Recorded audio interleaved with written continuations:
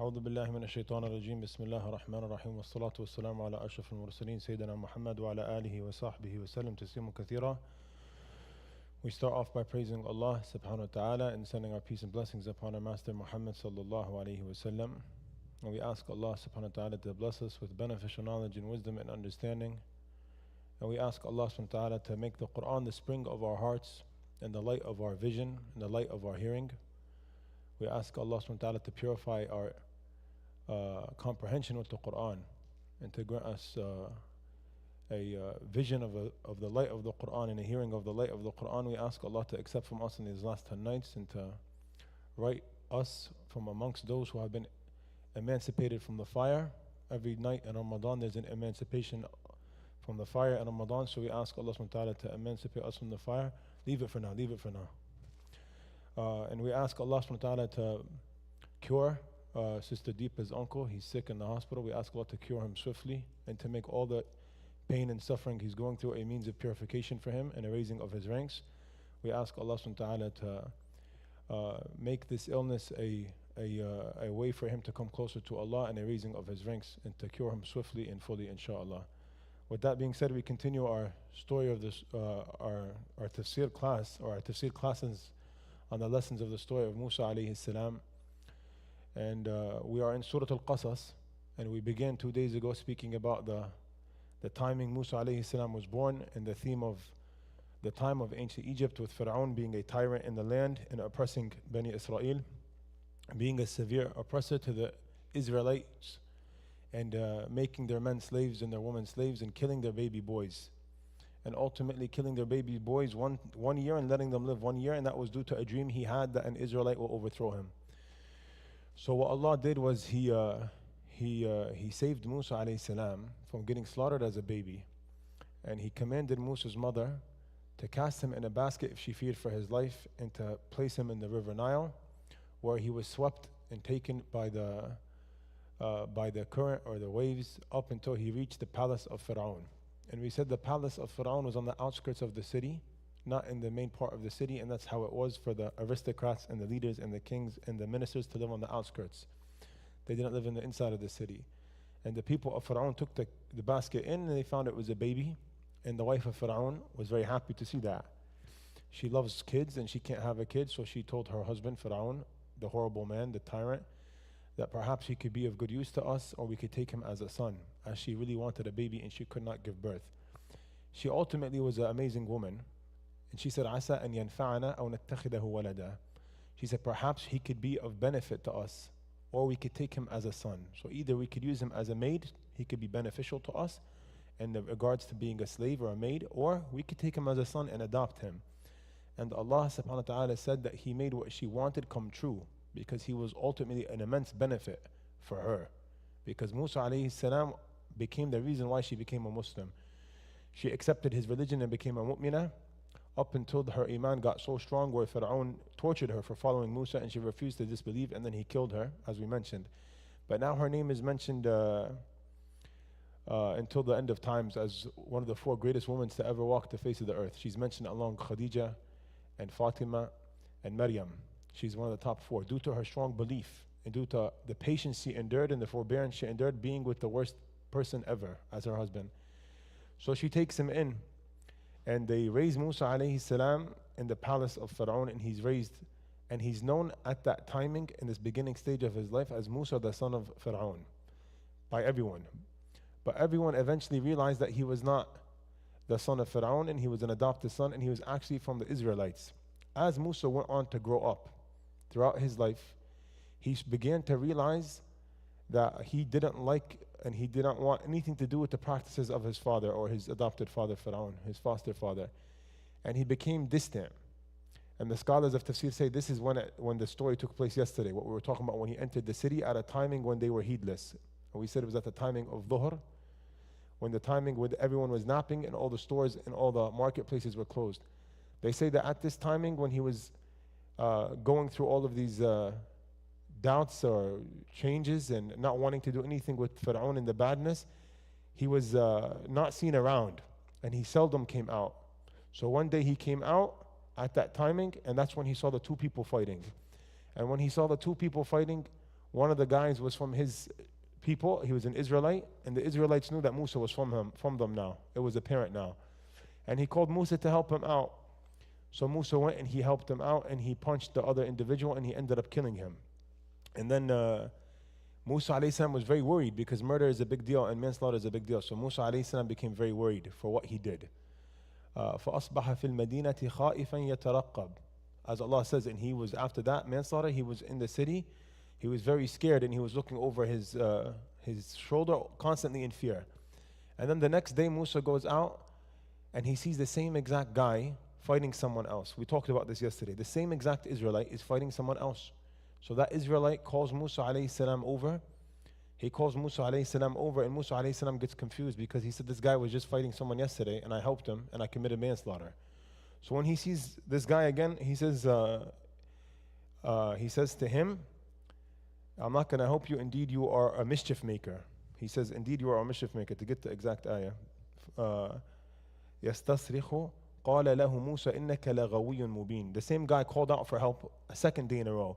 And Musa said, no, you're just a mischief maker. And then Musa went, they say that Musa initially didn't want to help him, because the second day he didn't want to help him. Then something took him over, and he said he felt bad, so he went to go help him out eventually, after he called him a mischief maker. So when he went to go help him out, he went to go punch the other guy again, the Egyptian, for the second day. So when he went to go punch the Egyptian, the mischief maker got worried. He thought Musa was going to punch him, because Musa just called him out and said, why are you making problems? So he got worried, and he screamed to Musa, do you want to kill me like you killed someone yesterday? Do you want to just cause corruption in the land? So he blew Musa's cover, because no one knew that Musa was the one that killed. They didn't have any clear proof that Musa was the one that committed manslaughter the day before. They didn't know who was it that killed the Egyptian Coptic. No one knew it. So today this individual, he goes and he calls out to Musa, because he got worried and scared, and he said, do you want to kill me the same way you killed someone yesterday? Do you want to kill me the same way you killed someone yesterday? So now the Egyptian man knew about this. Now the Egyptian man knew about this, and Musa ran away. So the Egyptian man, the guy that works for Pharaoh, the guy that was whipping the Israelite, he now knows that Musa was the one that committed manslaughter yesterday. We all remember from yesterday. So he ran to Pharaoh to tell him it was Moses that killed the guy from yesterday. And Pharaoh already was upset at Musa. He was already bothered by Musa and what Musa was doing, because Musa was distancing himself from Pharaoh and his practices. So Pharaoh already wanted an excuse to get at Musa. So his ministers and Musa alayhi salam came to the conclusion that Musa said, go call him for me so we could execute him for what he did. So we said that one of the men that was in the courtship of Pharaoh was a mu'min. And that's why Surah Ghafir is called Surah Mu'min. وَقَالَ رَجُلٌ مُؤْمِنٌ مِنْ آلِ فِرْعَوْنَ يَكْتِمُ إِيمَانُهُ أَتَقَتُلُونَ رَجُلًا أَنْ يَقُولَ رَبِّيَ اللَّهِ. He says, are you going to kill someone because he says, my Lord is Allah? So this one individual that was an undercover believer from the people of Pharaoh, he hears that Pharaoh commands the ministers to call the army to bring Musa in for execution. So he runs from the back door of the palace, and he takes a shortcut, as we said yesterday. He took a shortcut to go call out Musa and to warn Musa. So he runs to Musa, and that's why the ayah says, وَجَاءَ رَجُلٌ مِّنْ أَقْصَى الْمَدِينَةِ يَسْعَى قَالَ يَا مُوسَى إِنَّ الْمَلَأَ يَأْتَمِرُونَ بِكَ لَيَقْتُلُوكَ فَاخْرُجْ إِنِّي لَكَ مِنَ النَّاصِحِينَ. He comes and he beats them to Musa. So he's running, and as he's running, he says, Musa, Musa, they're coming to kill you. إِنَّ الْمَلَأَ يَأْتَمِرُونَ بِكَ لَيَقْتُلُوكَ. They're all gathering. The circle of Pharaoh is gathering to attack you and to kill you. He says, leave the city, for I want nothing but good for you. I'm a true, sincere advisor to you. So Musa alayhi salam then picks up his stuff and he runs out. He hastily runs out. And we said this is the way of Allah hurting Musa or pushing Musa to his decree. And we said yesterday, sometimes you're tested with something and it causes you to change or to move discourse or to move or leave, or something happens and you make a left turn instead of going straight. Like you're going straight all life, and then all of a sudden a left turn comes. Something happens. You get fired from a job, you get laid off from a job. Something happens in your life, and it's ultimately to move you to the qadr that is waiting for you. We said this. Sometimes something happens, it seems bad. Like right now, Musa's terrified. He's going to be lonely for the first time in his life, but Allah's pushing him and he's hurting him to his qadr. And his qadr is to get married, and his qadr is to live in Madian, and his qadr is all this good stuff. But if it wasn't for Musa committing manslaughter, we want to understand this point. If it wasn't for Musa committing manslaughter and getting called out for execution and all of this scary stuff, he would not have ran away. He would have remained in Egypt, and he would not have been the great prophet and messenger. But Allah wants to test him now and raise him. He has to go through trial and tribulation to be raised. So Musa alayhi salam, he runs out of the city now, and he has no direction, and he's scared, and it's the first time he's on his own in his entire life. So we said that he went to a place called Madian. وَلَمَّا تَوَجَّهَ تِلْقَاءَ مَدْيَنَ قَالَ عَسَى رَبِّي أَنْ يَهْدِيَنِي سَوَاءَ السَّبِيلِ. He runs in the direction of Madian. And Madian, to be specific, I was looking it up today where it is exactly. I said yesterday Palestine. It's past Palestine. It's in the Saudi Arabian Peninsula, at the top left of the Saudi Arabian Peninsula. So it's on the border of Jordan. So if you look at Saudi Arabia, it's like that. We call it a peninsula because it's surrounded by bodies of water. It's the Red Sea here and the Indian Ocean here. So Saudi Arabia, top left is Tabuk. Past Tabuk, up more, to the left is Madian. It's on the border of the Red Sea. So we have the Sinai Peninsula. The Sinai Peninsula is like this, Sinai. Right across the Red Sea is Madian. So it's in the area of Palestine and Sham. It's in that area. It's northern Saudi Arabia. So Musa alayhi salam, he goes toward Madian. And they say that he goes toward Madian because Madian is not under the governorship of the ancient Egyptian civilization. It's not under the authority of Egypt. But Sinai Peninsula was and all that. So he goes to Madian. On his way to Madian, or on the outskirts of Madian, he finds, on the outskirts of Madian, he finds a watering station. There's a large well, and he finds a bunch of different groups of men watering their herds and their flocks.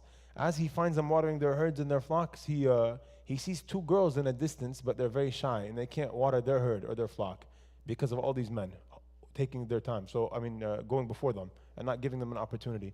So Musa alayhi salam, he goes up to them and he says, "Ma khatabukuma?" He goes, "What's up with you guys? What's happening?" And they say to him, "We're here to water our flock, but we cannot water our flock until every other shepherd waters their flock. Wa abuna shaykhun kabir, and our father is an old man, so he sent us out because he's an old man."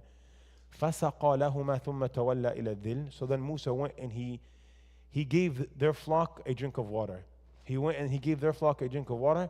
وَقَالَ رَبِّ إِنِّي لِمَا أَنزَلْتَ إِلَيَّ مِنْ خَيْرٍ فَقِيرٍ. And this is when we ask for the homework. Who's going to start with the homework? Who memorized the dua? It's 4 words. Amazing, amazing, amazing. He gets a cookie now. Go get him a cookie. There's cookies outside. Right here. Go. You get 2 cookies now. Who memorized the dua? Who has it memorized before? What happened? You're the admin. You have to memorize.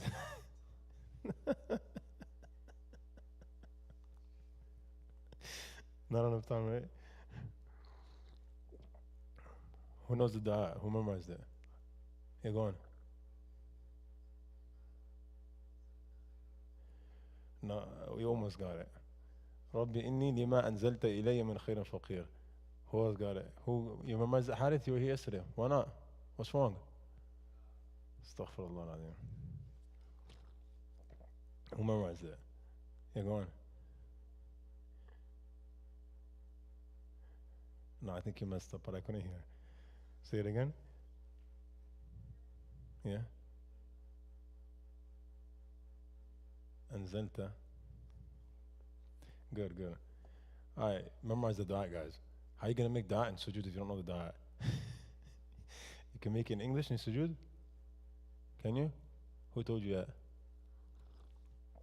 No, don't make dua in English in salah. Don't do that. Make dua in Arabic. It's better. So, Musa alayhi salam, he makes the famous dua that you're all meant to memorize. Good job. You guys memorize it? No? Yeah? Go on? Yeah? Good job, Abdullah, right? Good job. So we gave him his present already because he got the Girl Scout cookies and the. So Musa, he makes this dua after he does the virtuous act. We learn the 2 lessons from this, and that's that dua after virtuous acts is recommended. It's mustahab. If you do something sincerely for the sake of Allah, it's good to make dua after that. It's very good. It's more mustajab. It higher the probability of the dua being answered. The more sincere the dua is, the more probable it will be answered. The more sincere the dua is, the more probable it will be answered. What does it mean? Rabbi inni lima anzalta ilayya min khayr faqir. Layth, what does it mean? You guys have a dua series. Did you guys do it yet? No?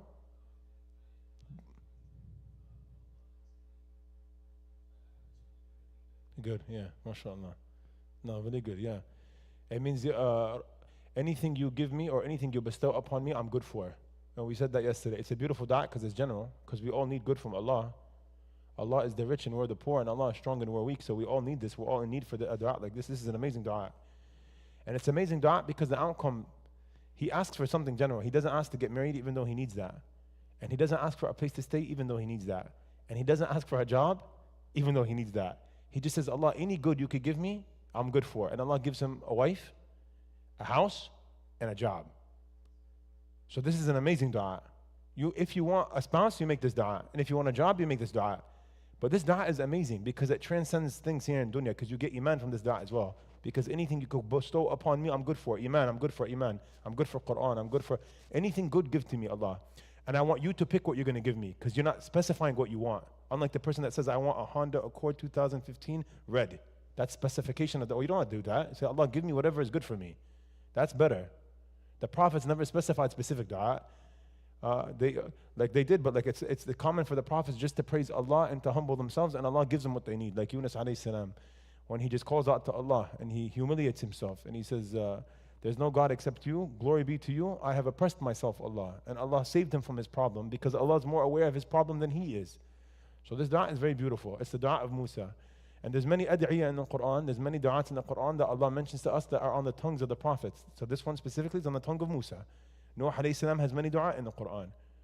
You know, Sayyidina Zakaria has a du'a in the Quran. So it's nice to make prophetic du'ats. This one is really beautiful and it's 4 words. So we're very disappointed in half the class. And the other half didn't even come. So no, Rabbi inni lima anzalta ilayya min khairin faqir. Oh Allah, anything good you could bestow upon me, I'm good for. So he makes this du'a, and immediately after he makes this du'a, one of the girls comes back to him. There was 2 girls, now one comes back. This is where we left off. And she says, come, my father is calling you out so he can give you the reward of what you did for us. لِيَجَزِيَكَ أَجْرَ مَا سَقَيْتَ لَنَا فَلَمَّا جَاءَهُ وَقَصَّ عَلَيْهِ الْقَصَصَ قَالَ لَا تَخَفْ نَجَوْتَ مِنَ الْقَوْمِ الظَّالِمِينَ. She says, please come to my father. He wants to give you the reward of what you did for us, this kind act. So when he came to the father, the man is named who? We said that there's 3 opinions. The scholars mentioned 3 opinions with who this guy is. The guy from Midian. So now, I want us to understand, ancient Egypt, he's not there. He's in Midian. Midian is top left of Saudi Arabia, say Palestine. It's near Palestine, all right? He's in this place called Midian. And he meets this pious man. The pious man is the father of the 2 girls, okay? The father of the 2 girls, what's his name? There's 3 opinions. The first opinion is that it's Shu'aib. Because Shu'aib is from Midian. وَإِلَى مَدْيَنَ أَخَاهُمْ شُعَيْبًا. Allah says in Surah Al-A'raf, in Surah Hud, and all these surah, he mentions Shu'aib.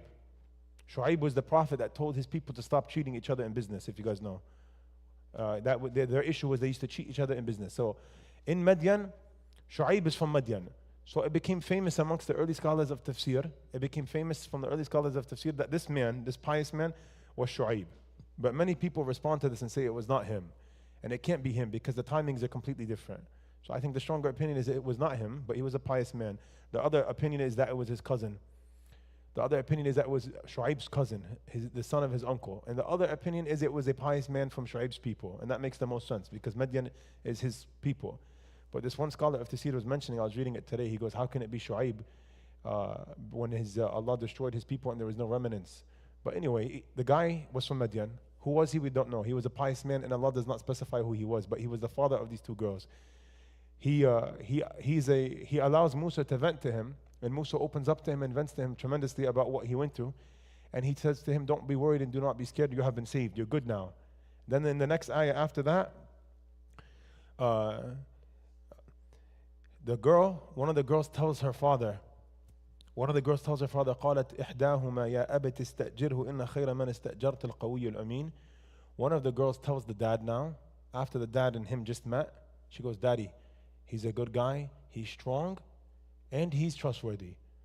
And they say that in order for someone to hire someone to do any type of job, he should have strength and be trustworthy. And we said yesterday, the person who's trustworthy never gets fired. He never gets fired. If he's trustworthy, why is he going to get fired? So the business owner is blessed with someone who's trustworthy, even if he's not a Muslim. Because not all Muslims are trustworthy, but the Muslim should be the most trustworthy. But sometimes you find a business owner, he has his best employee, someone who doesn't even have any deen at all. So Allah subhanahu wa ta'ala, he says on the tongue of the girl, she says, oh my father, istajarhu, hire him. Because the greatest person you can hire him for the flock, so he could tend to the flock and do the work of the house. Is that strong and trustworthy? There's something interesting I was reading that I really liked, that I really want to share with you all. That's that her father responded to her when she said this. In the books of tafsir, they say that her father responded to her and he questioned her. Because she said a bold statement. Like she said, hire him, for the best person you hire is the strong and trustworthy. Why, like, how do you know he's trustworthy? You just met him 5 minutes ago. So the father responded to her, and I love this, I wanted to share this with you guys. قال لها أبوها وما علمك بذلك قالت إنه رفع الصخرة التي لا يطيق حملها إلا 10 رجال. She said that I saw him moving a boulder that if 10 men got together they wouldn't be able to move it. This is why she called him strong. So Musa alayhi salam was strong. What's the other proof that he was strong? He went to interfere and help the guy, and he punched him one time and the guy died. Musa alayhi salam was very strong. So she says to her dad, he moved this boulder out the way, and if 10 other guys came, they wouldn't have been able to move it. وَإِنَّهُ لما جئت معه تقدمت أمامه فقال لي كوني من ورائي فإذا اجتنبت الطريق فأحذرني بحصاة أعلم بها كيف الطريق لأهتدي إليه. The next thing she said was that when we began to make our way here, Dad, to see you, I went in front of him so I could show him the way. And he said, no, go behind me, walk behind me. So this is a sign of trustworthiness, because he was very stoic. He did something of chivalry. He did not want her to walk in front of him. He said, no, walk behind me. And he said, and if I make a mistake in the direction that I'm meant to go, he says, take a pebble and throw the pebble to get my attention so I know the proper way to go. So he says, take a pebble and throw it into the direction that I should go. So she says this to her father as a response to why he's strong and trustworthy. Abdullah ibn Mas'ud, he said, قال أفرس الناس ثلاثة. He said, there's 3 people that have a strong intuition. Abdullah ibn Mas'ud says 3 people have a very strong insight. 3 people have a strong insight. Who are they? He says, Abu Bakr as-Siddiq حين تفرس في عمر. 3 people have farasa. Farasa is like an insight or a strong inclination that's accurate. It's something that Allah grants a pious person. Someone has a feeling. They call it a gut feeling in English, right? You have a gut feeling. You're like, oh, my gut feeling. But not everyone's gut feeling is taken, because a lot of people have gut feelings that are really wrong. You have someone who's like, I quit because my gut feeling told me to quit. No. We're talking about gut feeling that is a person of knowledge and wisdom and religion. So Abu Bakr is the first of the 3 that Sayyidina Abdullah ibn Abbas mentions that had strong farasa. He said he had farasa when he appointed Umar on his deathbed. Because Sayyidina Abu Bakr, when he was on his deathbed in the pains of death and about to pass away, he said, go call Ibn al-Khattab, and he put Sayyidina Umar's hand out to do bay'ah, and Sayyidina Umar becoming the Khalifa after Abu Bakr was a blessed endeavor. And it was tawfiq from Allah. So he says, Abdullah ibn Mas'ud, 3 people had a strong sense of farasa. The first is Abu Bakr when he appointed Umar. The second one is صاحب يوسف حين قال أكرمي مثواه عسى أن ينفعنا أو نتخذه ولدا. The second person that has the strong insight was the person in the story of Yusuf who told his wife, give him a good place to stay. Sit up. Sit good, bro. Yeah, sit. So put your feet in. Sit down in Quran class, If you need to leave it out, leave it out. But sit good out of respect for the Quran in the masjid. If you're for hurt, you can put it out, no problem. Sorry to call you out, I'm sorry. Not just out of respect for the Quran. So the person in the Yusuf alayhi salam story, the person in Yusuf alayhi salam's story tells his wife to give him a good place to stay. Perhaps he will be of benefit to us, or we could take him as a boy, as a young boy. And he was right in this, because Yusuf alayhi salam came out to be very, very good. Yusuf alayhi salam benefited them a lot. And the third person that has extreme insight is this girl. Sayyidina Abdullah bin Mas'ud, he says the girl that recommended for her father to hire Musa alayhi salam. The girl that recommended her father to hire Musa alayhi salam. The next ayah is قال إني أريد أن أنكحك إحدى ابنتي هاتين على أن تأجرني 8 حجج فإن أتممت 10 فمن عندك وما أريد أن أشق عليك ستجدني إن شاء الله من الصالحين. Now the father offers Musa alayhi salam one of his daughters for marriage, and he asks him to work for him for 8 or 10 years in the next ayah. So Musa alayhi salam, as we said, he made dua sincerely, and Allah granted him now a wife and a job and a place to stay. And Musa alayhi salam had no prior plan. Musa alayhi salam, he had no prior plan. He didn't know what he was going to do. So if you have trust in Allah and true iman and taqwa and sabr, and you live with Allah and you don't take shortcuts, Allah will look after you. This is an important point, because he didn't take shortcuts. He could have said, I was hurting, that's why I had to talk to her. That's why I had to go out with her in haram, because I was hurting. I needed to remove the void of loneliness. This is incorrect. This is a shortcut. It's haram to have an illicit relationship outside of marriage in Islam. You say, I couldn't because I couldn't get married for so long and it was difficult, and why can't I get married? So that's why I did haram. No, brother, everyone's struggling, brother. Don't compare yourself to something that you think that's a facade. Everyone has a different test. Everyone has a different test. Taking a shortcut is never victory. Shortcuts only come with loss. And shortcut means doing something haram to get something. You have many people, they say, oh, but I'm lonely and how can I not have a relationship? I'm lonely. Brother, stay with Allah. How are you going to be lonely with Allah? And we're not saying this, like, no, really, like you have to conjure or establish a bond with God so you don't feel that sense of loneliness, because you shouldn't feel loneliness. That voidness that you feel is a sign of a mu'min. Iman is not, you don't feel void and lonely. You don't fill a void with something temporary, like a relationship, a haram relationship. So don't take shortcuts. Musa alayhi salam didn't take a shortcut, even though he was going through something difficult. Well, my point is, he could have like initiated haram contact with the girls. He didn't. He walked over to the tree and didn't even talk to them. He didn't even look at them. And they were shocked. They're like, oh, he helped us and you didn't think he's so good. He's such a good guy. They couldn't stop talking about him. The whole way home they were talking about him. They went and told the dad what happened. He said, go call him back. And they came call him back. So be sincere when you do things and be with Allah. Don't do haram. Haram doesn't avail you from anything. Taking shortcuts never wins. You only lose with a shortcut. And if you see someone that's doing something haram and you think he's winning, your perspective and your perception is incorrect, is incoherent. It's not right. There's no such thing as winning with haram. Every day you're in haram is a loss. And every day you're far from sin is a win. It doesn't matter what else happens in your day. Every day you pray Fajr on time is a win. You check it off as a win. You come, someone says, I had a horrible day.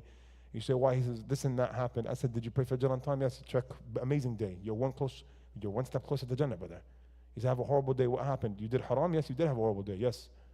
Every day you don't infringe on the boundary of Allah is a win. And I'm speaking major harams. Of course we all fall into haram left and right, but every day you come closer to Allah in Jannah is a victory. Every day you pray Fajr on time is a victory. Then you move up and you move up and you continuously move up. Every day you pray Fajr in the masjid on time is a victory.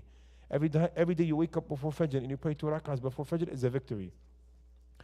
So he says, I wish to marry one of these daughters of mine to you, provided that you stay in my service for 8 years. If you complete 10, it will be a favor from you, and I do not wish to put you in difficulty. You will find me, inshallah, from among the righteous doers. This pious guy now offers Musa one of his daughters. He says, here's my daughter. In our Sharia, we have something called mahr, right? Or sadaq, that the man pays the woman. In Islam, the man pays the woman a certain amount of money to get married. If you go to India, and they're Hindu, the woman, she pays the guy. And the polytheists of Mecca was the same thing. He's astaghfirullah. You can't marry Hindu, brother. Haram. Anyway, so there was like many cultures. Honestly, I didn't know this, but I was talking to a non-Muslim once, and he's like, oh, in my culture, the girl pays for the guy. And she gets the apartment and everything. I was shocked. No, but Islam comes for justice and to protect the woman, always. So, yeah, the Sharia and the Shari'as and the laws before us were also, every legislation before us, there was also a mode of sadaq or mahr upon marriage. Ikraman al-mar'ah, to dignify the woman and to grant her honor. So he told Musa, because he knows Musa doesn't have a penny to his name because he was just out by himself. He said, come marry one of my daughters to work under me, to work for me for 8 years. فَإِنْ أَتْمَمْتَ عَشْرًا فَمِنْ عِنْدَكَ. And if you give me 10 years, that's from you, no problem. You could do that. If you want to add 2 more, but I want 8. So, and then he says, وَلَا أُرِيدُ أَنْ أَشُقَّ عَلَيْكَ. And I don't want to be difficult on you. I want it to be easy. I want us to start off on a good thing. The guy goes to ask for a girl in marriage and the dad says, I don't want to make it difficult on you, Habibi. Just 50,000. He said, I don't want to make it difficult upon you. سَتَجِدُنِي إِنْ شَاءَ اللَّهُ مِنَ الصَّالِحِينَ. He says, inshallah, you'll find me to be someone who's accepting and a righteous person. We'll be easy together. We'll get along. So Musa alayhi salam, he couldn't reject the offer. It's an amazing offer. He had nowhere else to go anyway. This guy's a very nice guy. So, like I said, there's some narrations that say he's a prophet. So Allahu Alam, he's a pious man, a prophet, good energy, good guy. They say that Musa alayhi salam picked a younger daughter because she was the one that was shy or shyer or something. That's just all tafsir. We don't know how accurate that is. He says, قَالَ ذَلِكَ بَيْنِي وَبَيْنِكَ أَيَّمَا الْأَجَلَيْنِ قَضَيْتُ فَلَا عُدْوَانَ عَلَيَّ وَاللَّهُ عَلَى مَا نَقُولُ وَكِيلٌ. Musa alayhi salam, he responds to the old man and he says, that is it, it's settled between me and you. Whichever term I fulfill, there will be no further obligation on me, and Allah is a witness to what we say. And Allah subhanahu wa ta'ala is a witness to what we say. Musa alayhi salam, he responds to the father. So the father is offering and he's accepting. So when you get married, Islamically, Islamic marriage, nikah, or they call it katib kitab in Palestinian culture, In Desi culture, they call it nikah. It's all the same thing. The Desi culture is more accurate because in the Quran it's nikah, uqdatan nikah. So anyway, it's the same thing. It's the saying of the vows. When you proclaim a vow, Islamically speaking, transactions are held accountable by the tongue. Of course, we write it down now, and we go to the court as well, and we get things written and notarized and what's it called? Certified. But I'm saying, Islamically speaking, to get Islamically married, all you do is say something, and someone says, I agree. So you say something, you offer and accept. It's called offer and acceptance. And this goes for all Islamic contracts. Buying and selling, renting, everything is offer and acceptance with the tongue. That's why the tongue is very important, and what you say with your tongue is very important. It's very important. And divorce is also with the tongue Islamically. Divorce. We're not talking about the court in America, I'm talking about Islamic divorce, it's through the tongue. So someone says, I divorce you, the divorce has been made Islamically. And the Prophet ﷺ, he said, ثلاثة جدهن جد وهزلهن جد الطلاق والعتاق والرجعة. The Prophet, he said the strong hadith, he said 3 things that you say with your tongue, when you're serious and you say them, it's serious. And when you're joking around and you say them, it's still serious. Giving a divorce, freeing a slave, and returning a woman from divorce. Because you could return a woman if she's in her waiting period. You can't joke around with these things because you say, oh no, I was just joking. Then a guy's going to divorce his wife every day and say, oh, I was just joking. Oh, I was just joking. So in Islam, if the man divorces his wife with his tongue, the divorce happens no matter what. They say even the drunk man, of course it's haram to drink, but the fuqaha are going to ask the question, even the drunk man, they say, هل يقع طلاق السقران? They ask, does the talaq of the drunk man yaqa, does it fall? Does it get taken into account? And they all said yes. The majority opinion is yes, it does. Zajran lahu. And this is a punishment for him for drinking. Why were you drunk? Like, why are you drunk? You're going to blame him on being drunk? Why were you drinking? Why are you smoking weed? Like every other guy in the world now smoking weed. He's always high. I divorced him when I was high, Shaykh. What's wrong with you? No, this is serious stuff. Talaq is serious. And freeing a slave is serious because then you're going to be playing with the emotions of people. Because now Islam came ultimately to emancipate slavery, of course. And slavery has been abolished through the amazing Islamic Sharia system, which it makes it one of the greatest, most virtuous rewards is freeing a slave. So if you tell a slave, oh, you're freed. No, I was just joking. No, it counts, he's freed. And rija is when you tell a woman she's back. You say, raja'tuki, you say, I take you back now. You can't joke around these 3 things. So these 3 things, you say, it happens. Going back to what I was saying, marriage contracts Islamically is offer and acceptance verbally. That's why you go and you see Kitab Shaykh Qatnani, he has the pen and all that, but then he says to the guy, say this, and they give an offer and acceptance. So here, the father offered, correct? Who's doing the offer here? The father. He said, he goes, إني أريد أن أنكحك إحدى ابنتي هاتين على أن. He goes, I'm going to give you one of my 2 daughters' hands in marriage for you to work for me. And Musa responds, قال ذلك بيني وبينك. This is the acceptance. So the scholars say that Allah granted us an insight into the Musa's nikah. His wedding ceremony was this. He got married in the Quran. His offer and acceptance is in the Quran. Is that not amazing? ولما قضى زيد منها وطرا زوجناكها لكي لا يكون على المؤمنين حرج. In Surah Al-Ahzab, there's another marriage contract in the Quran. Between who and who?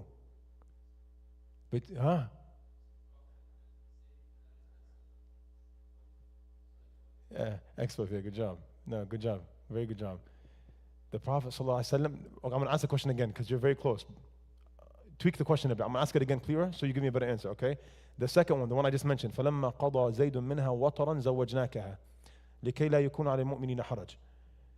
Allah, he says, and when Zayd قَضَى مِنْهَا وَطَرًا, when he let her off and he gave her divorce, زَوَّجْنَاكَهَا, we married you. So who's the marriage contract between in Surah Al-Ahzab? Who's it between? Allah and the Prophet. Allah married the Prophet off in the Quran. Allah subhanahu wa ta'ala, he's the one that offered Zaynab bint Jahsh to the Prophet sallallahu alaihi wasallam, Zayd's ex-wife. And there was wisdom behind that because the Prophet, Zayd was the Prophet sallallahu alaihi wasallam's adopted son.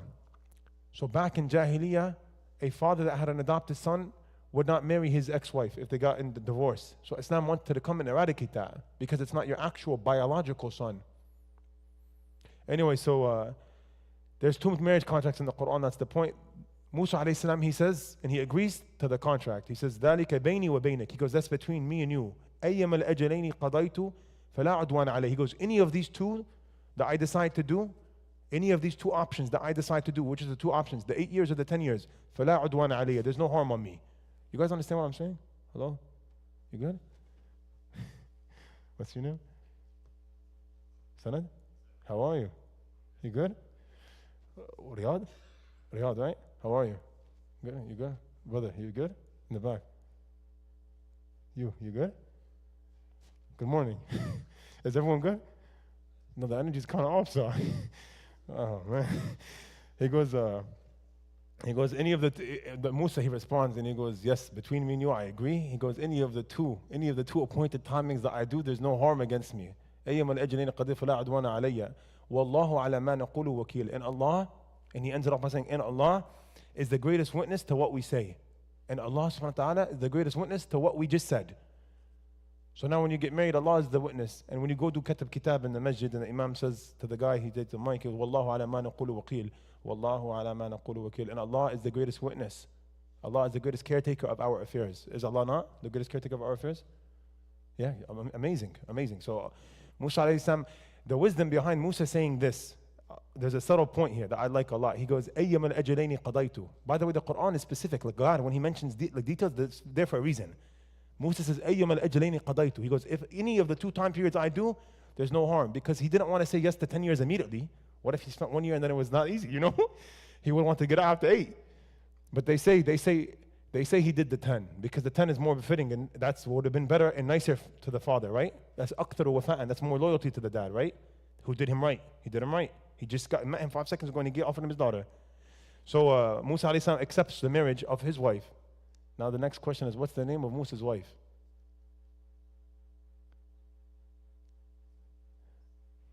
Yeah, I didn't expect anyone to know. I don't know either, so.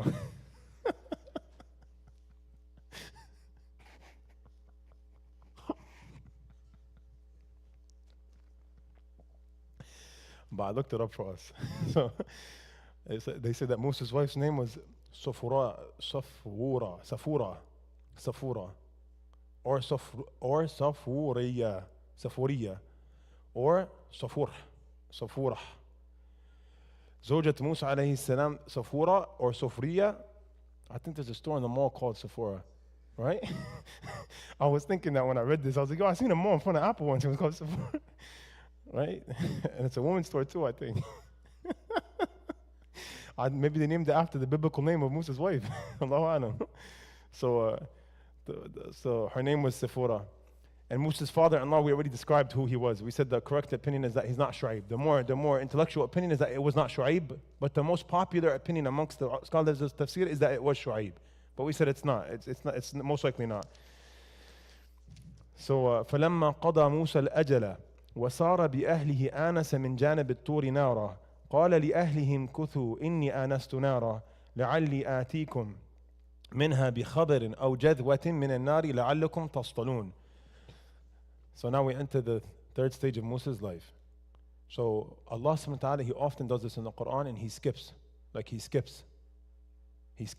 the unimportant details of what happened in Madian. Because we don't have a detailed narration of what happens in Madian. But you could use your imagination. He lived in Madian for 8 to 9 years, to 10 years, right? And what was his job? Khawam, what was his job? Yeah, exactly. He was a shepherd, or a goat herder, or a sheep herder. And the Prophet sallallahu alaihi wasallam, he said, "Ma min nabiyyin ursila ilayhi illa wa qad ra'a al-ghanam." And this is a beautiful hadith. This is amazing. Wallahi, amazing. The Prophet sallallahu alaihi wasallam, he said there was never a prophet sent by God except he was a shepherd. And the scholars write books, like there's a book written why every prophet is a shepherd. And they write wisdom upon wisdom. But the ultimate wisdom, what is the ultimate wisdom for a prophet being a shepherd? Sister in the back. Sister Asma, what do you think? Yeah. Why is every prophet a shepherd? Why? Huh? لماذا كل نبي كان يرعى الغنم؟ ما هو الحكمة خلف رعاء الغنم للأنبياء? What do you think? Why? Sorry for putting you on the spot. Sorry. Sister, why? Sister, yeah? That's a good reason. Yes, that is one reason that they mention. Yes, absolutely. It's very humbling. Why is it humbling? Why?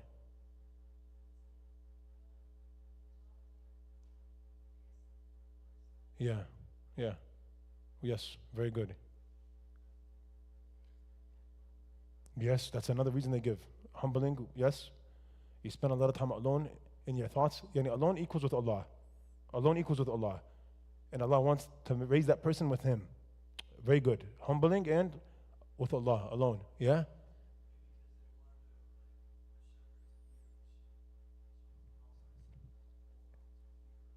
No, very good. Very good, yeah? Nice. Nice. Good. No, good. That's the ultimate one. That's the main one. Patience. It makes you very patient. You ever seen a goat, like a flock of goat? Did you ever see how it is? You got the whole flock good. And then one stupid goat goes out.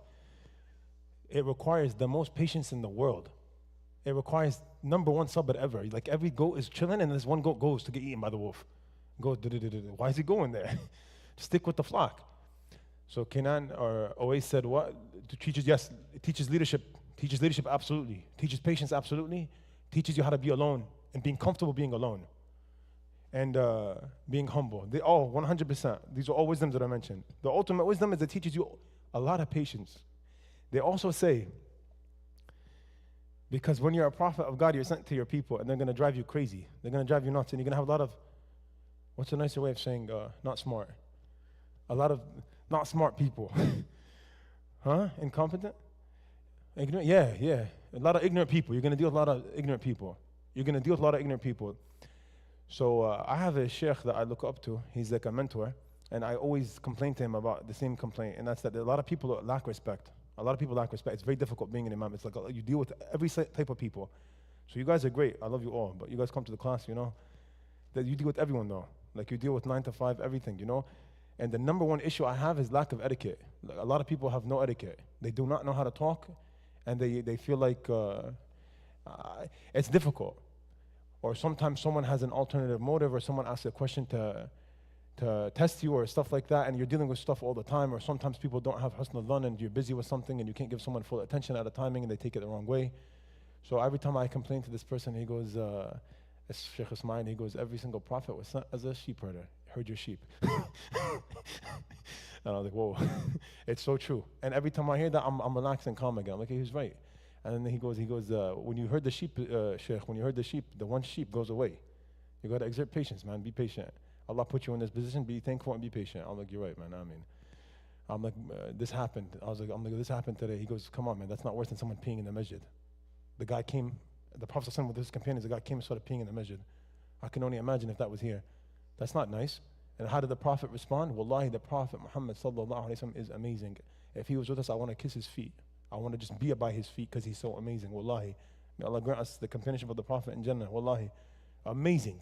He says, لا تزرموا دعه لا تزرموا. The companions were furious. Like he's peeing in the mosque. He could have peed somewhere else. The guy is from the Badia.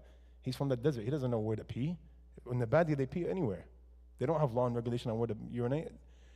As he begins to urinate, the companions are going to go hit him. And the hadith is in Bukhari and a bunch of hadith books. He was going to go strike him. And the Prophet ﷺ said, no, hold up.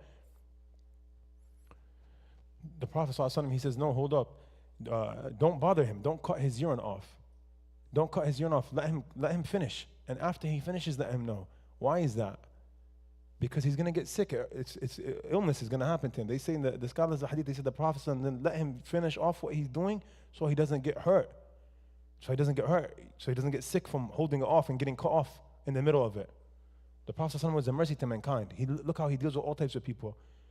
So inshallah, this is a piece of advice when you see Shaykh Qatani or Shaykh Osama or any imam, like, understand they deal with a lot. They deal with all types of people. And the prophets and messengers as well, worse than the imam. They're sent to a whole entire nation. They're sent to a whole nation dealing with all sorts of people. So the hikmah of every single prophet that was sent by God was a shepherd at one time in his life is that he learned immense patience from that and forbearance. And he lived with Allah. So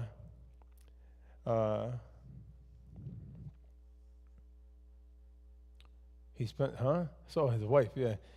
So he spent 10 years, and now the scene shifts now. So 10 years in Midian as a shepherd, and now the scene shifts. Allah, He says, فَلَمَّا قَضَى مُوسَى الْأَجَلَ وَسَارَ بِأَهْلِهِ آنَسَ مِنْ جَانِبِ الطُّورِ نَارًا. Now Musa alayhi salam, he takes his family and he starts to Uh, when Moses had completed his term and he was traveling with his family, he spotted a fire on the mountain of Tur, on the side of Mount Tur. He said to his family, "Stay here, for I have spotted a fire. Perhaps from there I will bring you some directions or a torch from the fire so you may warm yourselves." فَلَمَّا قَضَى مُوسَى الْأَجْلِ. Allah, He shifts the scene now to Musa going back to Egypt with his wife. And Allah refers to his wife as his family. And the Arab refer to their wives as their family because they don't want to tell people, "I'm with my wife," because that's lack of manhood. You say, "I'm with my family." It's more befitting. You don't have to give people information, "I'm with my wife." No, you say, "I'm with my family. I'm busy, I'm with my family." You could, in the Arab used to refer to their wives as their family. So Allah, He says, فَلَمَّا قَضَى مُوسَى الْأَجْلَ وَسَارَ بِأَهْلِهِ آنَسَ مِنْ جَانِبِ الطُّورِ نَارًا. Now when Musa completed his appointment, we said that his appointment, the scholars of Tafsir say he did all 10 years. He spent 10 years now in Midian.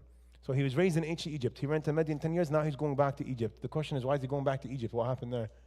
Does anyone know why Musa went back to Egypt? Musa alayhi salam went back to Egypt because he felt a calling. He felt a calling. And I said something yesterday, I want to correct myself from yesterday. We said, وَلَمَّا بَلَغَ أَشُدَّهُ وَاسْتَوَى آتَيْنَاهُ حُكْمًا وَعِلْمًا وَكَذَلِكَ نَجْزِي الْمُحْسِنِينَ. Do you remember this yesterday? When he reached full strength and maturity, and we said that Allah adds a word here that He doesn't add in Surah Yusuf, which is وَاسْتَوَى, like full might and strength, which is 40 years old. Allah says, آتَيْنَاهُ حُكْمًا وَعِلْمًا. We granted him wisdom and knowledge, and that is the way that we bless every single good doer, and that's the way we grant our bounty to every good doer. Does anyone remember this from yesterday? What did we say this was? Yes, correct. I said this is when he became a prophet. That was incorrect. That ayah in Surah Yusuf is when Yusuf alayhi salam became a prophet. That ayah, the same one, for Yusuf, that's when he became a prophet. But for Musa, no. Musa becomes a prophet now. We're going to talk about now on the mountain of Sinai, when God speaks to him. So my question is, why does Musa leave Midian to go to Egypt? 2 reasons. The first reason is his appointment finished. His appointment finished. Now he got to go where he's really from. He's really from Egypt. So he could have stayed living in his father-in-law's house, but that's not too manly. He's married now. He could take his wife with him. So he wants to go back to where he's from. And he loves Egypt in his heart. He was raised there. And any person that's raised anywhere, they love where they're from the most. The Prophet ﷺ, he loves Mecca the most. He was from Mecca. Sometimes people are from areas that are not so nice, but they love it so much because they were raised there. It's their home. They know everything. They got used to it. Then they go move out and they move to a nicer area, but they miss home. Home is always in the heart of the, right? Or home is always at home. Like you go home, you feel good. If I arrive in Newark Airport after Egypt, after 1 year, I want to kiss the floor in Newark Airport. I see the African Americans there, I want to hug them all. I love them all. Wallahi, I love African American people because they all love Muslims. We speak in generally, but a lot of African Americans, even if they're non-Muslim, they have love for Islam because they have a cousin or an uncle or a brother who's a Muslim. It's so easy. And that's why I think Allah, sometimes He blesses a lot of them with guidance because of their humility. Because a lot of African Americans become Muslim. And there was something else I heard from a brother that I really liked. He said, "Shaykh Ismail, you know why so many African American people become Muslim?" I go, "Why?" He says, "Because their ancestors made dua for them when they came and they brought them over. They were making dua for their progeny and their offspring. So Allah guides them back to Islam." So home is home. Home is home. So he wanted to go back home and he felt a calling to go back to Egypt. Like he felt the need to go back. So now he begins to take his wife back to Egypt. So if he's in Midian, which we said earlier, before you guys came, it's in Saudi Arabia at the top of the Arabian Peninsula. So he has to go past Palestine. He has to pass through the Sinai Peninsula. Do you guys remember yesterday we talked about Memphis? This story takes place in Memphis. Ancient Egypt is Memphis, not Memphis, Tennessee, and Memphis, Egypt, which is Zaqaziq today, right? So if Egypt is like this, Egypt is a square, right? The Nile goes through Egypt like this. The Nile goes through Egypt like this, okay? The Nile is in the middle. All of Egypt is a desert. It's a barren desert, except for the Nile and around the Nile, right? And then there's 7 oases inside the country of Egypt, 7 random oases. You know what an oasis is? It's an area of water inside of a desert. Anyway, so if you go up the Nile at the top of Egypt springs off to like many tributaries. A tributary is a small river or stream that comes out of a main river. You guys get it? It's called the Nile Delta. The top part of Egypt is fertile. So all of Egypt, 80% is desert, then the top part is fertile. So now on this side of Egypt is the Sinai Peninsula here, like this. And the Sinai Peninsula equals Palestine, because Palestine is right on it, and Gaza is right on it. So Midian is right here. He comes back, he passes through the Sinai Peninsula. You guys get it? He passes through the Sinai Peninsula to go back to here, this part right here, which is on the right side of the Nile. So he has to pass through the Sinai Peninsula. Why is the Sinai Peninsula called the Sinai Peninsula? Because of the mountain of Sinai, located in the Sinai Peninsula. You guys get that? Yeah? Good? Sinai Peninsula. It's a peninsula because it's covered, it's surrounded by water. A peninsula is not an island. It's surrounded on 3 sides. An island is surrounded on 4 sides, right? Right, Mahmoud? You good? So he goes and he starts walking through the Sinai Peninsula. They say he took off at a cold day. And it was like tonight, I guess, cold. And it was depressing weather, windy, and he got lost. So now Musa alayhi salam, he took off from Midian and he's in the middle of the Sinai Peninsula and he gets lost. فَلَمَّا قَضَى مُوسَى الْأَجْلَ وَسَارَ بِأَهْلِ آنَسَ مِنْ جَانِبِ الطُّورِ نَارًا. As he's walking with his wife, he sees a fire from a distance, right? Anasa means he spotted a fire on the mountain of Tur. Turi Sayna, the mountain of Sinai, or Tur, Jabal al-Tur. In the Quran, Allah, He refers to it both with 2 different names. Turi Sayna or Tur, they're the same mountain, all right? It's on the Sinai Peninsula. Today, you could go to the Sinai Peninsula and do a visitation of the mountain of Sinai. And when you get to the mountain of Sinai, there's a massive cathedral because the Coptic Egyptians, they made inside the mountain a monastery. You know a monastery? You guys know what a monastery is? It's like a massive church that's made out of the rock of the mountain. It's really cool. Where monks go to worship. You guys know what I'm talking about? Yeah. So like it's a mountain, they carve it and they carve a Jesus and a Mary. It looks really cool. It's in the middle of the mountain, and you go up the mountain, and there's like a library. It's like inside the rock of the mountain. And you go up the mountain stairs, and it's a monastery. There's monks there that live there, cut off from the world. And the French Catholics and the Orthodox Christians from all over the world, they send monks to go do worship there and to read there. So when I lived in Egypt, they used to have a lot of visitations there. I never went, but I wanted to go. But the Sinai Peninsula isn't the safest. And they're like, yo, if you come shave your beard, I was like, no, I'm not going to go. We'll watch it on YouTube. So we got the same benefit. so it's beautiful. The mountain of Sinai is beautiful, and they have a place where they say that Musa spoke to God. It's really nice. So they said, so he sees a fire, and he tells his wife,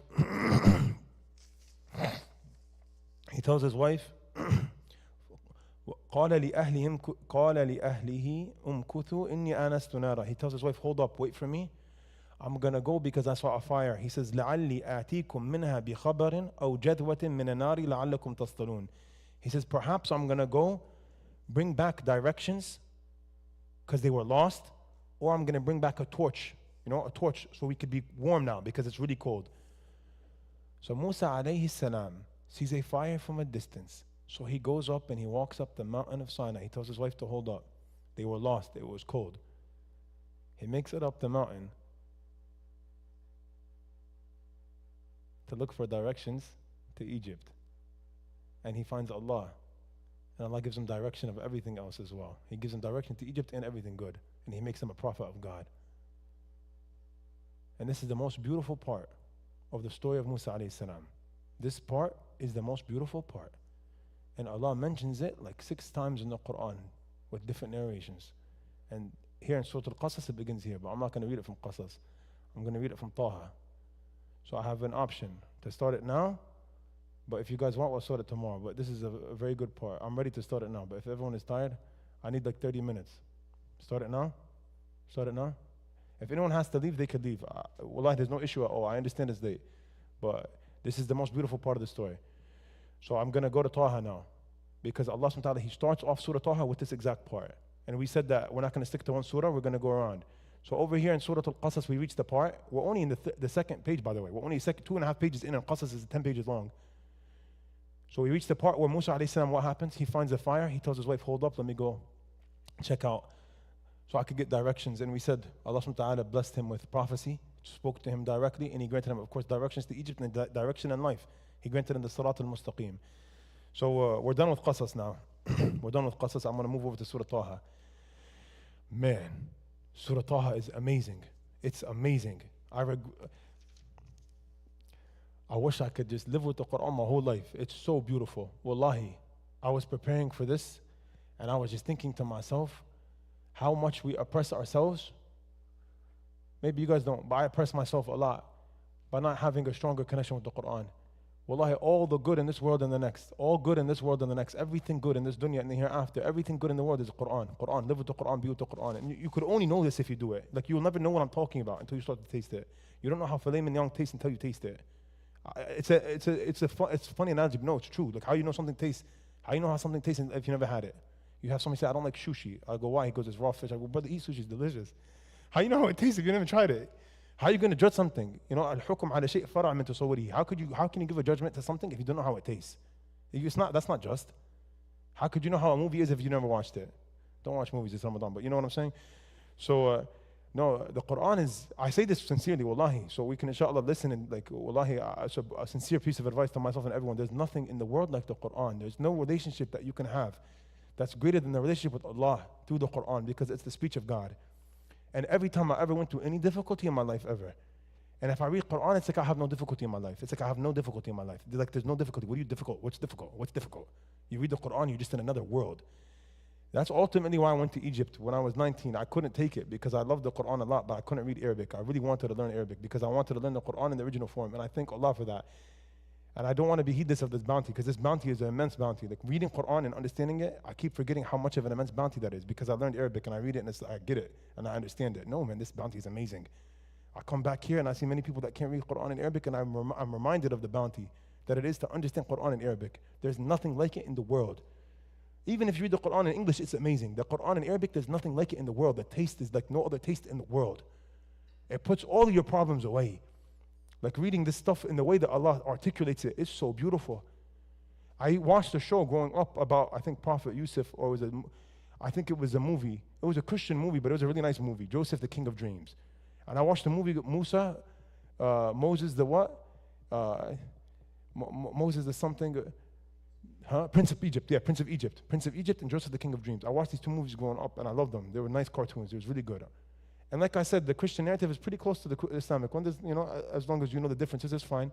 But I love the movies because there was like the whole story of the Prophet, and like you see everything that goes on, and Musa calling Fir'aun. And then I went to Egypt and I learned Arabic and I'm memorizing Quran every day, and I get to Surah Taha, I get to Surah Al-Shu'ara, I get to Surah Qasas, and I get to Surah Yusuf, where Allah mentions the stories of Yusuf and Musa. Wallahi, Allah is amazing. The articulation of the Quran, there's nothing like it.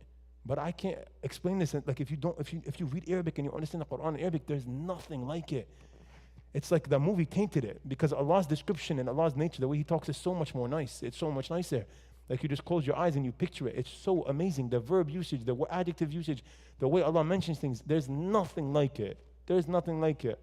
Busy yourself with the Quran. Busy yourself with the Quran. I'm happy you guys came out tonight. It's cold. It's cold outside and it's damp outside and it's windy. Inside the masjid it's warm and nice and beautiful. This is Iman. The Prophet ﷺ, he said, ما اجتمع قوم في بيت من بيوت الله يتلون كتاب الله ويتدارسونه فيما بينهم إلا نزلت عليهم السكينة وغشيتهم الرحمة وحفتهم الملائكة وذكرهم الله في من عنده. I love this hadith. And this is for all of us, because we're all here. We're all reading Quran, right? Are we not reading Quran? Are we not here joined to talk about Quran? If anyone is here for any reason other than Quran, renew your intention. Say, I came to the masjid for the Quran. You could renew your intention now. We still got time. Renew your intention.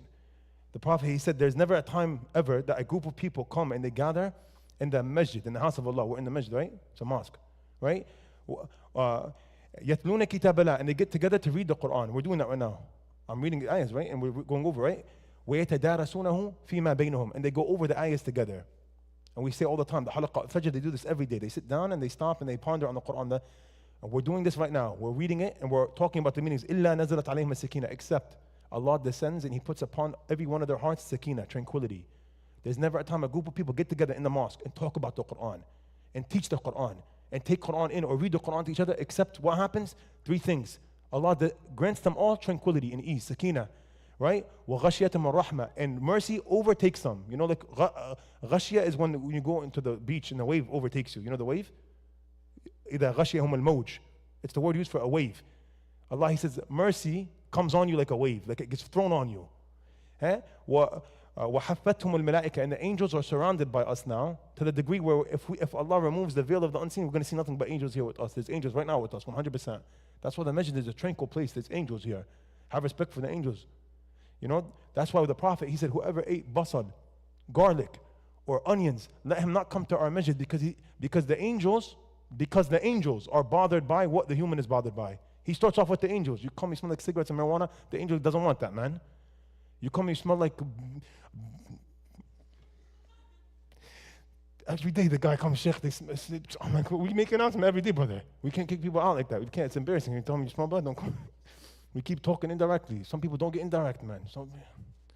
No, really, like the angel, the prophet, he said, don't come smelling like basal. The point is not, no, eat basal, no problem, but drink, like have a Listerine after, brother. Do something after. Brush your teeth. It's adi. Like take a gum in your car. Like, no, it's not nice to bother someone next to you in salah. And then you're stuck in salah. You're stuck. It's a ritual. You can't do anything. You're just stuck. And then you leave angry because the guy smells bad. The angel was dying as well. No, well, that's amazing. I love this hadith so much because I'm just shocked because the prophet, he goes, whoever ate onion or garlic, let him not come to the masjid. And then someone goes, why not? I'm not going to go, no, come to the masjid, just brush your teeth, bro, like a hadith. It's simple. Don't come smelling bad, man. You come smelling bad, like in salon, you can't do nothing, you're just stuck next to the guy. No, come smelling good, man, because the angels get bothered by what we get bothered by. It's like a nice way of saying that we can't stand it, and the angels too, they can't stand it either. So, no, really, hygiene is important. Wallahi, it sounds funny. No, wallahi, it sounds funny, but a lot of people don't know this. Hygiene is very important. Like, change your socks every day. I mean this. Wallahi, I'm so serious. I'm saying this nicely. Like, change your socks every day. Don't wear the same pair of socks twice because it begins to smell. Wallahi, come and use some perfume or some utur or something nice. You know, wear something nice. Apply something nice. Not too strong. Sisters, don't put nothing. But, you know, us, not too strong either. Not too strong. You get me? Like, just don't over... We ask Allah to make us from this hadith. Wallahi, this is really beautiful. So no one ever gathers in the masjid reading the Quran and talking about it except tranquility descends upon them. They're overtaken by mercy and they're surrounded by angels. وَذَكَرَهُمُ اللَّهُ فِي مَنْ عِنْدِهِ. Sorry, there's 4 things. And the 4th one is the best one. We mentioned 3. The 4th one is the best one. وَذَكَرَهُمُ اللَّهُ فِي مَنْ عِنْدَهُ. And Allah mentions these people, all of us, Ismail, Kenan, the sisters, Fatih, Raheel, Mahmoud, Raja, Rida, Riyadh, Awais, Layth, Sanad, the new brothers, Harith, brother, Muhammad. You know, Allah mentions it all. Allah mentions it all by name in His book. And that's the best thing. Like if you could get mentioned by Allah, that's amazing. You know, someone praises you. You know, someone praises you. The wise person doesn't like praise from people. You say, Jazakallah khair, I hope Allah can mention me how you mentioned me. That's what matters for the believer of sincerity. We don't want to get mentioned by people. People come and go, people up and down, people one day mention you good, the next day they get mad at you. We want to be mentioned by Allah in a good way. That's how you get mentioned by Allah in a good way. I say this all because right before I came up here, I have a close friend of mine. He sent me a video, like a 5-second video to show me where he was.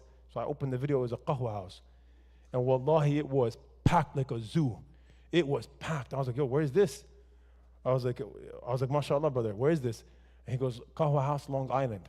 I guess Long Island got space, so they got a big qahwa house there. I didn't know that, but I was like, oh, mashallah, it's the 25th night or 24th night of Ramadan. I was at qahwa house.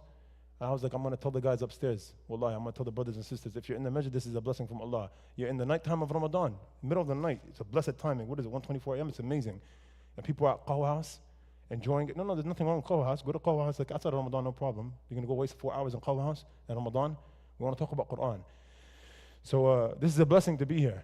Alhamdulillah, may Allah grant us steadfastness and grant us a connection with the Quran. We come here to conjure and establish and to create a connection with the Quran because perhaps you hear it from someone teaching it and then your heart starts to love it more.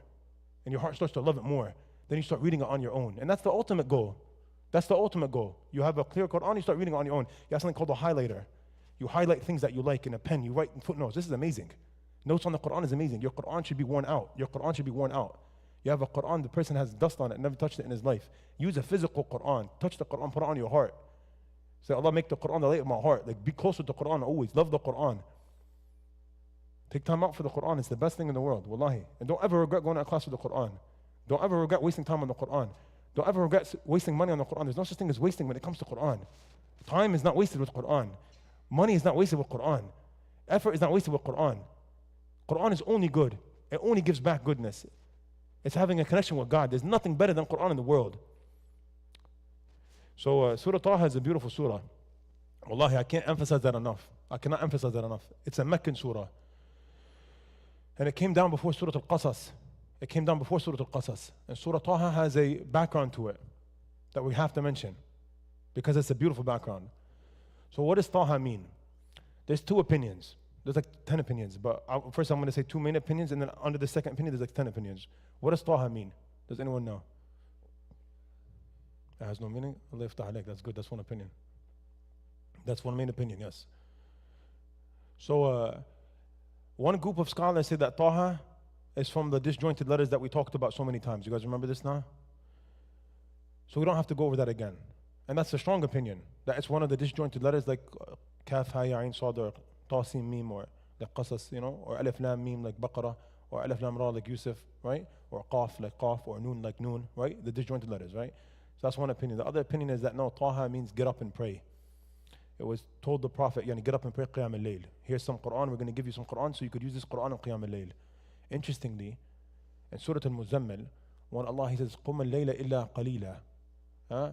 يا أيها المزمل. What is it, Mahmoud? What's the next ayah?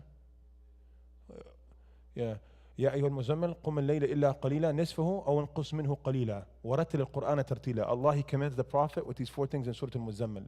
Wallahi, when you hear what I'm going to tell you, you're gonna go crazy. It's going to go crazy.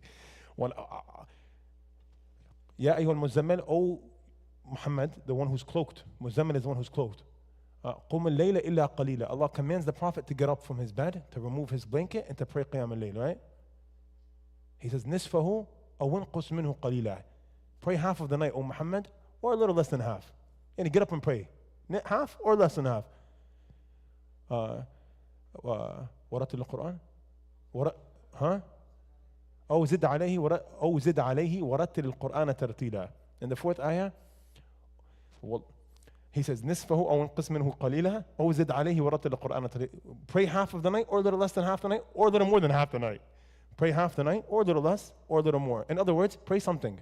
Get up and pray something. Pray something. You have someone, I say, brother, pray Qiyam al-Layl, ask Allah for something, goes, all this, that. Brother, pray Qiyam al-Layl 2 minutes, 2 minutes, like Fajr is at 5:44.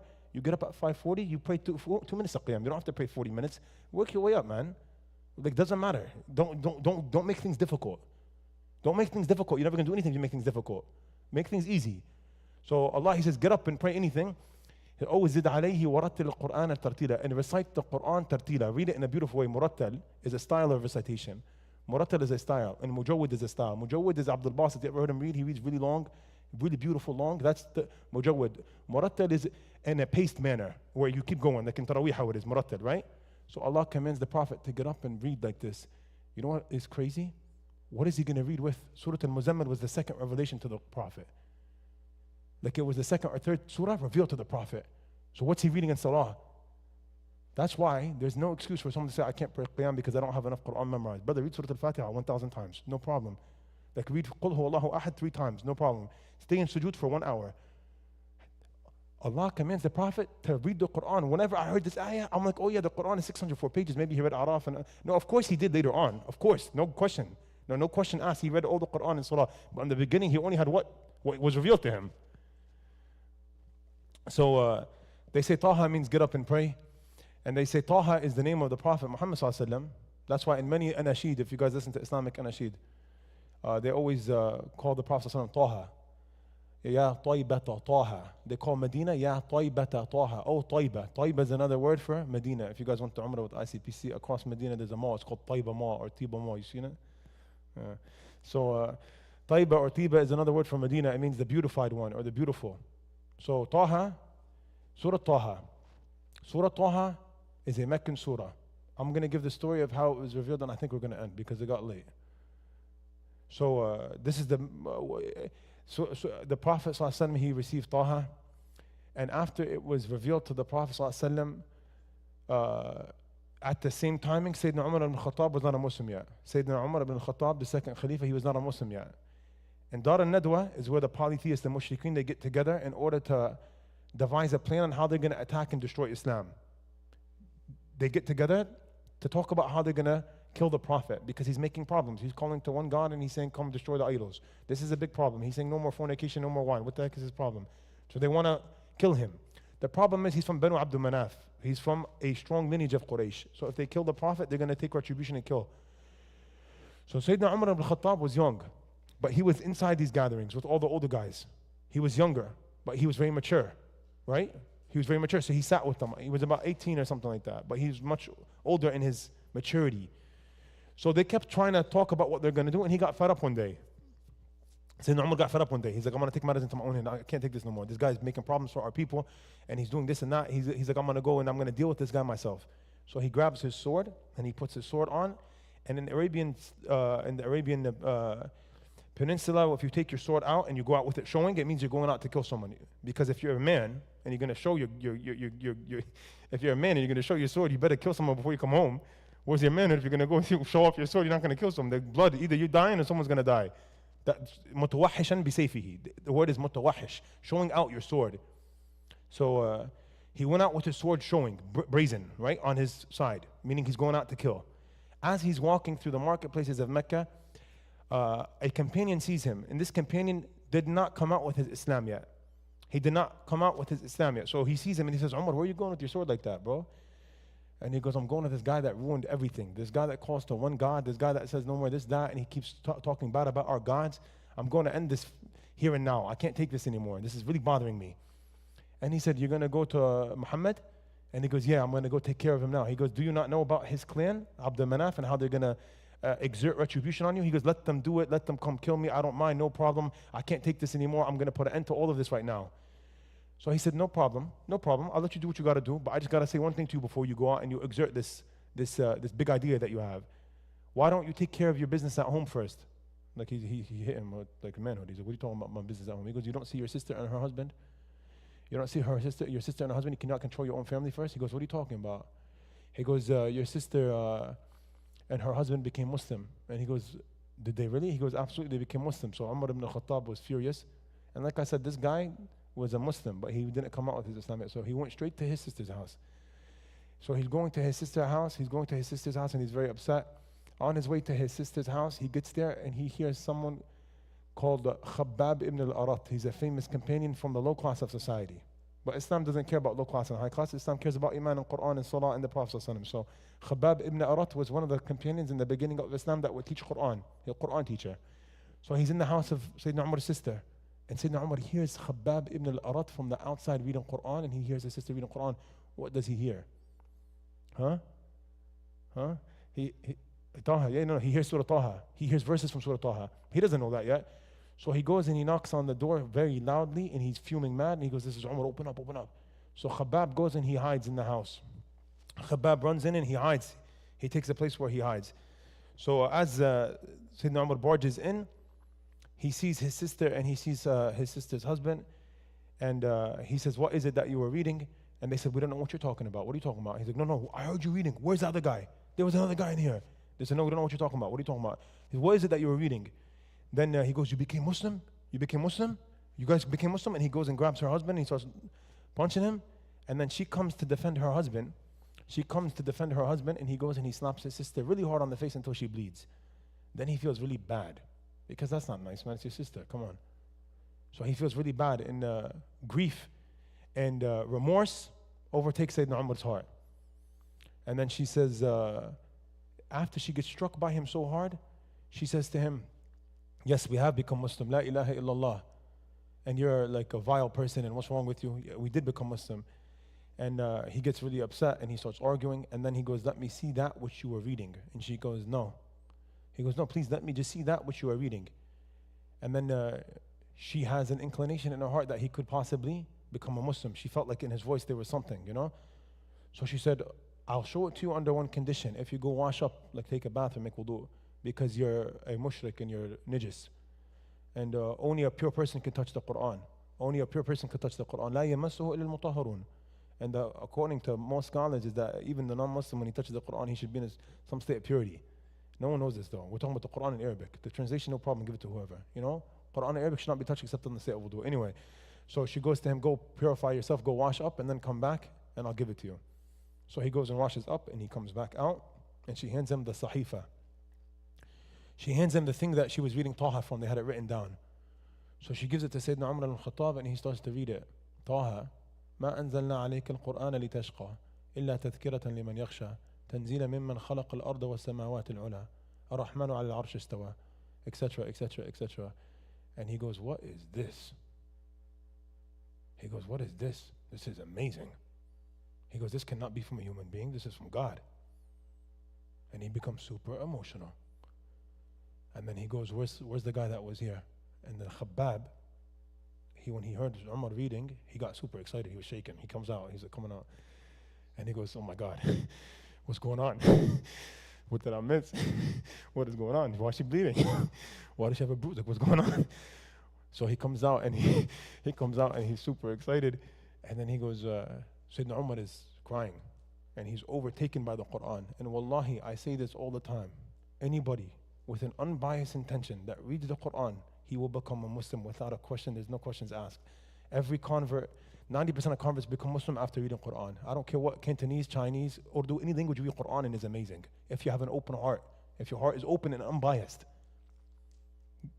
Quran is strong. Anyway, so he reads it in the original form in Arabic, right? So he's overtaken and he's like, this is the truth. Like, wallahi, this is the truth. And 5 minutes ago, he was going to kill the Prophet, like 5 minutes ago. That's why his strongness in Jahiliyyah, his strongness in his animosity is going to convert now to strongness in Hamiyah of Islam. That's why the Prophet, he said, خِيَارَكُمْ فِي الْجَاهِلِيَّةِ خِيَارَكُمْ فِي الْإِسْلَامِ. He said, those of you who were the worst in Jahiliyyah, you're the best in Islam. Because you were the worst for the reason of adawah. You were the worst because you were enemies and you were strong and you were like manly men. But now you're Muslim, so it's going to come to the good. So he's overtaken because he had a pure heart and Allah wanted guidance for him. And this was the response to the Prophet's dua. Anyway, so he goes and he says, I want to go to, Khabbab goes, do you want to become Muslim? He goes, yes, I want to become a Muslim, send me to Muhammad. And then Khabbab goes, Ya Allah, Allahu Akbar. He goes, we were just with the Prophet yesterday. He goes, we were just with the Prophet yesterday, sallallahu alaihi wasallam, and he made a dua for you. He goes, for me? He said, for me? He goes, yes, we were with the Prophet sallallahu alaihi wasallam yesterday, and he made dua for Allah to guide Abu al-Hakam ibn Hisham, who's Umar ibn Hisham, or Umar ibn Khattab. Abu al-Hakam is Abu Jahl. Abu al-Hakam means the father of hikmah, the father of wisdom. When he became an extreme staunch enemy of Islam, he became known as Abu Jahl.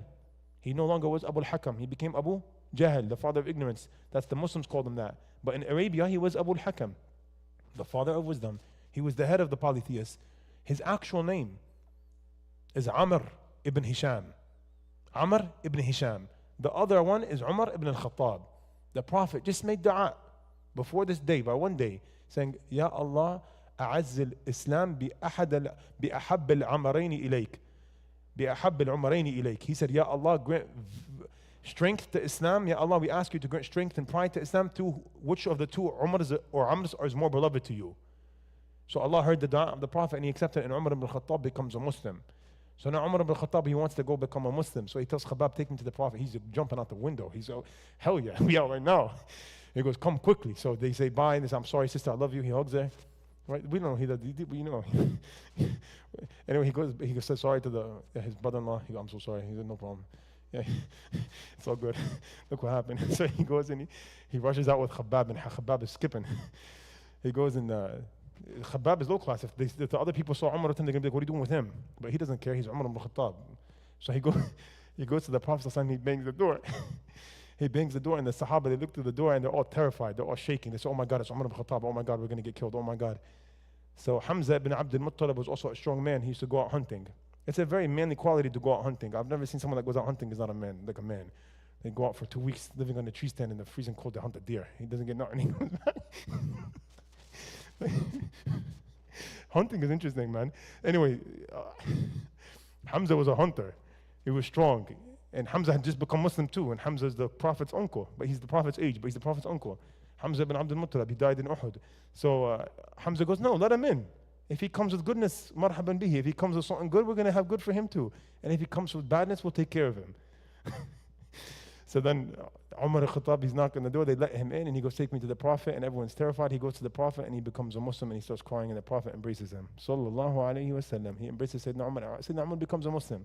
Then he looks at everyone in there and he goes, what are you guys doing in here? Why is the door closed? We got to go give da'wah. He goes, we got to go out and tell everyone. Sayyidina Umar, they say after he became a Muslim, he went out and he went straight to the Kaaba and he said, I became a Muslim, come do something. So a couple of people went up to him and they started fighting with him and he knocked them all out. This is the story. So they say Allah granted pride to Umar. The Muslims said that after Umar became a Muslim, we were no longer scared in Mecca. They were no longer scared. We used to go like, oh, Umar's a Muslim now. So the Muslims were, they were not strong, or they were getting bullied and stuff. And then Umar ibn al-Khattab became a Muslim and he brought pride to Islam. He went out straight away and he said, I have become a Muslim. If anyone has a problem with me, come and speak to me. And they went, and some of them had a little skirmish with him and he fought them. But I was going to say, he was excited. He said, why are you guys not going telling everyone about Islam? They're like, yeah, we did this, that, these problems. It's like the guy that converts. The guy converts 2 days later. He goes, Shaykh, why are we not giving da'wah to the world? I said, brother, we're working hard every day, man. The guy, he becomes religious. The kid, he becomes religious. He's like 21, 18 years old. He becomes religious. He goes, Shaykh, why does no one give da'wah? Astaghfirullah, astaghfirullah. Brother, relax. Everyone gives da'wah in their own way, brother. Everyone, the Dunkin' Donuts worker gives da'wah in their own way if they're a good person. If you're a good person, good hygiene, no, I mean this. No, how are you going to give da'wah? No, wallahi, I'm so serious. Wallah, I'm so serious. How are you going to give da'wah if no one can stand talking to you? Like, how? How are you going to talk to people? Like, how? No, I say this, and wallah, I'm so serious. The prophets and messengers, something that was notable about them that they had to be was they were good looking in terms of they had no illnesses that made them look bad, that no one could talk to. They were like good looking. They were all good looking, as in they had no issues. They had no problems. So the first da'wah you do is dress good and wash good. Good hygiene check, so people could talk and be easy to talk to. And then after that, just being a good person is da'wah. Yeah, but no, you could give da'wah too. You could use wisdom. You don't have to be a scholar to give da'wah. But be careful. Anything you say, will and can be held against you in the court of law. No, be very careful. Now, if you give da'wah, be careful. Talk about only what you know. But you don't have to know a lot. You just say God is one. Like, da'wah is not difficult. You don't have to go talk about the Bible, said this in Exodus. Who cares? Just say God is one. Islam comes with ease. God is one. God sent down the Prophet Muhammad. We believe in him, and he brought down the Quran. We believe in all the prophets and messengers. And all the prophets and messengers, they came with good. That's all Islam is good. That's all it is good. If you have any more questions, we have ICPC. You go and bring them here, or you bring them anywhere, and we talk to them. They become Muslim, inshallah. Now, that was easy. That was all about husn khuluq. Anyone will, bro, it's not about intellectual debates. It's all about how you treat people. Be good to people. They all want to be like, who's that guy? Why is he like that? Why is he so nice? Why doesn't he have a dog? Why doesn't he have a tattoo? What's wrong with him? Why is he clean? Why does he dress like that? Why does he have a thing on his head? What's that? They start asking. They become intrigued. Why does he not have a girlfriend? Why does he not cheat on his girlfriend? All this stuff. Why? Why is he so weird? Everyone is doing all this clutter. Why is he not doing the clutter? Why doesn't he come home at 12 a.m. blasting music if he's single? What? Why is he not smoking weed? No, Islam stands out, man. Especially in a degenerate society in 2025, Islam stands out like a sore thumb in a good way. And the Prophet said that this religion is strange. It began strange, and it's going to end up strange. So give good news to the strangers. فَتُوبَى لِلْغُرُبَاءِ. And I love this hadith, because Islam started as something strange. According to the polytheists of Mecca, it was strange. Like one God, not idols, like no fornication, marriage only, like no bearing babies alive, justice, equality, black equals the same as white. Oh my God. What? Like, that's strange. No, and Islam is not strange, it's good. But the Prophet said it started off as strange, and it's going to end up strange. Now Islam is strange. You go to Wayne Valley High School and you're a Muslim and you stand out. You stand out because you don't do haram. And you're strange now. No, brother, we're not strange. You're all strange. The problem is everyone is strange except us. That's the problem. So we look strange. So like the table's turned. No, hijab is not strange. Hijab is beautiful. Jilbab is not strange. Jilbab is beautiful. Modesty is beautiful. Being immodest is strange. But because everyone does it, we see it as strange. No. Modesty, check. Salah, check. Wudu, check. Being good to your parents. Being respectful now is strange. Like being respectful in society is strange. Being a degenerate and disrespectful is not strange.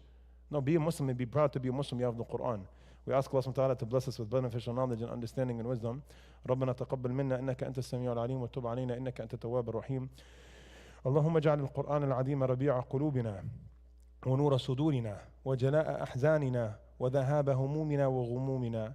اللهم ذكرنا منه ما نسينا وعلمنا منه ما جهلنا وارزقنا تلاوته آناء الليل وأطراف النهار على الوجه الذي يرضيك عنا. اللهم ارحمنا بالقرآن واجعله لنا إماما ونورا وهدى ورحمة. اللهم ارحمنا بالقرآن واجعله لنا إماما ونورا وهدى ورحمة. اللهم اجعل القرآن الكريم حجة لنا لا علينا. اللهم اجعل القرآن العظيم حجة لا علينا. اللهم كن مع إخواننا المستضعفين في غزة. اللهم انصرهم نصرا عزيزا مؤزرا. اللهم اضرب الصهاينة. اللهم أهلك الصهاينة كما أهلكت عادا وثمود. اللهم خذهم بريح صرصر عاتية. اللهم زلزل الأرض من تحت أقدامهم. اللهم اقذف الرعب في قلوبهم. اللهم شتت شملهم وفرق جمعهم. اللهم اقتلهم احسهم عددا واقتلهم بددا ولا تغادر منهم أحدا. وصلى الله على سيدنا محمد وعلى آله وصحبه وسلم تسليما كثيرا. Does someone have a question?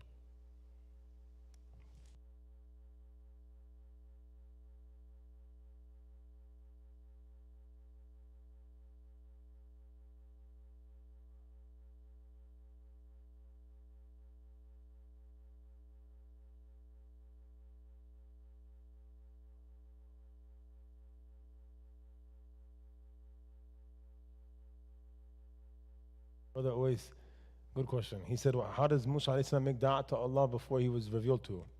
So all the prophets and messengers, every single one of them, since the day they were born up until they became prophets, were still muwahideen, hunafa. No prophet and messenger ever made shirk or did anything haram like